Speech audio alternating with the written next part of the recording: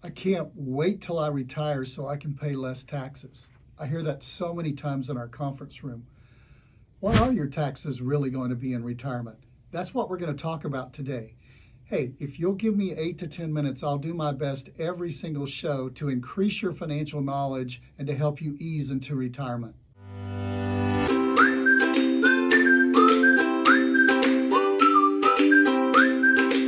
So many people think that when they get to retirement, they're going to pay far less in taxes, and that might be true, but it also could be a myth.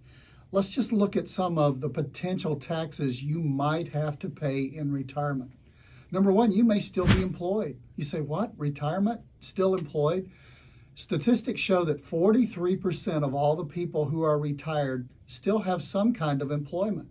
That some kind of employment is going to bring in some kind of income. Now, it might not be what you've been making for the last 20 or 30 or 40 years, but that little employment could impact you in so many ways, and you're still going to have to pay tax on every single piece of employment or tax that you bring, where you bring in money. You also need to remember something else too. You may bump yourself up in brackets. The 12% bracket stops at married filing jointly, a little around $90,000 or so.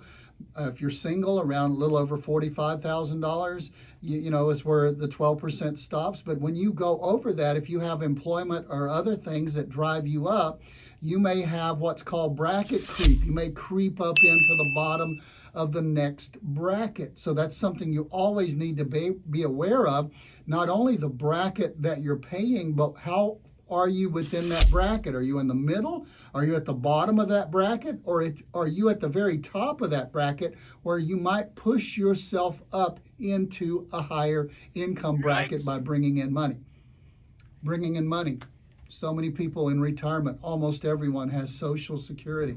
Social Security could also, number one, increase your bracket, but it also you could be in a position where maybe you don't have to pay tax on Social Security, but you do pick up a job, you do sell something, you do have some kind of event in some other completely unrelated area, and that could cause your Social Security to be taxed. You also could suffer an extra tax on Medicare. You say, how? Well, Medicare Part B and Part D, if you make under around $200,000 if you're married, or under around $100,000 if you're single, you're probably not going to have to pay extra for Part B and Part D.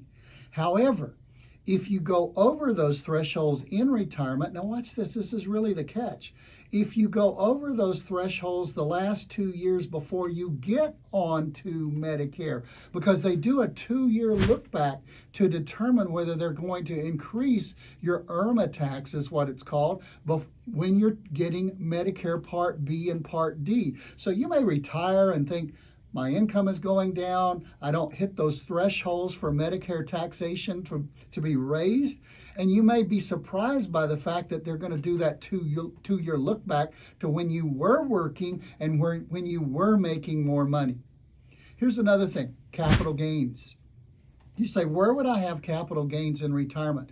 If you sell highly appreciated stock, then that could incur capital gains. And remember, capital gains are taxed based on your total taxable income.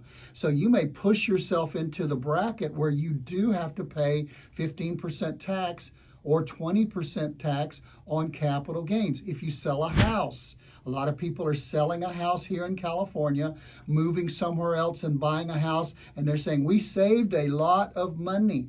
Well, guess what else they did? They had capital gains that they took out, and they can't do like the 1031 exchange and buy a piece of property there and wash their capital gains. They've got to maybe pay some capital gains by selling the house. So the other thing is, if you sell a business, many people have a business and they work for themselves and they might be self-employed or 1 or 2 employees. At the end, they finally sell their business and they finally then realize, I may have capital gains tax that I have to pay from selling a business. So the taxes. And then the biggest thing we haven't even talked about. The biggest thing is at 73, even if you don't need any of that money out of your IRAs or your 401ks, The government's going to knock on your shoulder, and their plan requires you at 73 to start paying what's called required minimum distribution. Now, let me explain what that means. It's required, there's a minimum, and you have to take the distribution. It's real plain. Just look at each of those three words. But calculating it is very difficult because the calculation is never a percentage, and it changes every year based on what's called the Uniform Life Expectancy Table. In other words, you're going to have to take out more and more and more as you get older, when maybe sometimes you are spending a little bit less money. So taxes, you're going to get hit by them. Might get hit by employment tax, by a bracket bump, by Social Security tax, by Medicare, by capital gains on a business, a home, or stock that you sell. And we all, if we live to 73, and we hope we all do, will get hit with required minimum distributions. So the question is, what do we do about taxes? Okay, they're going to come. You can cry about it, but they're going to come. The government's $34 trillion in debt, maybe 35 by the time you're watching this show. You're going to have taxes. The question is, what do you do about it? Well, I'm so happy to tell you that even if you don't know it, you have a tax plan. It's written by the government. And I'll tell you, it's written to their advantage with the required minimum distributions and the amounts and the brackets and all of those things. You could end up in retirement paying far more tax than you ever expected. Ed Slott, known as America's authority on IRAs and 401ks, says that taxes are the biggest one item that will separate a retiree from their retirement dream. So here's the deal. You can have your own tax plan, a plan to attack the tax code and make it work in your favor. You're going to have to pay them, but would it be okay to pay fewer? Now, one of the things we do for clients when they come into Mosley Wealth Management is we provide for them a tax report that takes what their taxable base is going to be in retirement and shows them the government plan, and shows them a way that they can provide and develop with us their own tax plan so you can pay a lot less. If you'd like to get a hold of that, dial that number, 855-567-0933. That's 855-567-0933, and we can provide you a tax plan. We'd be glad to talk to you and work with you on that. Listen, if you like this show, click that like button. We really appreciate it when you like it. If you want to make sure you get notification of it every time, click the subscribe button and we'll notify you when a new show comes out.